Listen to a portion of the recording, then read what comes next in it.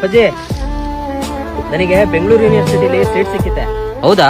ಬಾರಪ್ಪ, ಅದೇ ಖುಷಿ ಗರೀಬ ಚಕನ. ಫೀಸು 50,000 ಅಂತೆ. 50,000ನಾ?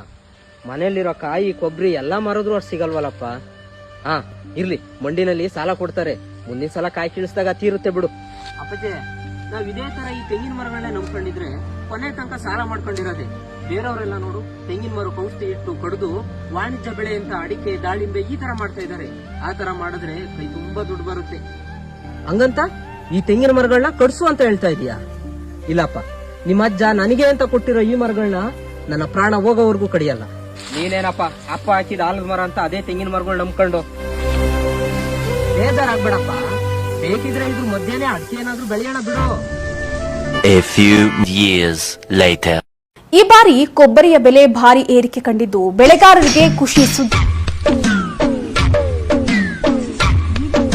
ಇದೇನಪ್ಪ ಬರೀ ಅಡಿಕೆ ಮರಗಳಿಗೆ ಗೊಬ್ಬರ ಹಾಕ್ಸಿದ್ಯಾ, ತೆಂಗಿನ ಮರಕ್ಕೆ ಹಾಕ್ಸೇ ಇಲ್ಲ? ಓ ಇದೇನಪ್ಪ ದಿಢೀರನ ತೆಂಗಿನ ಮರದ ಮೇಲೆ ಇಷ್ಟೊಂದು ಪ್ರೀತಿ? ಅವತ್ತೇನೋ ದೊಡ್ಡದಾಗಿ ತೆಂಗಿನ ಮರಗಳನ್ನೆಲ್ಲ ಕಡ್ಸ್ಬಿಡಪ್ಪ ಅಂತ ಇದ್ದೆ.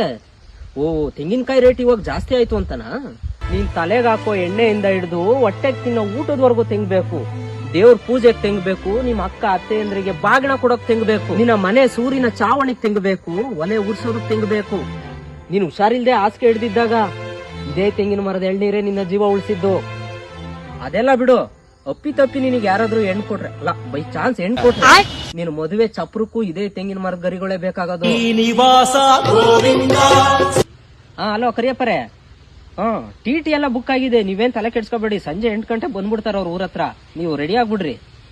ಹಾ ಇನ್ 2 ಸಾಲ ಇದೆ, ನೀಟಾಗಿ ಗೊಬ್ಬರ ಹಾಕ್ಸ್ಬಿಡು. ನಾನು ಕಾಯಿ ಮಂಡಿಗೆ ಹೋಗಿ ದುಡ್ಡು ಇಸ್ಕೋಬೇಕು. ನಾವು ನಮ್ಮ ಫ್ರೆಂಡ್ಸ್ ಎಲ್ಲ ಗೋವಾ ಟ್ರಿಪ್ ಪ್ಲಾನ್ ಮಾಡಿದೀವಿ. ದೊಡ್ಡ ಕಡೆ ಹುಷಾರು.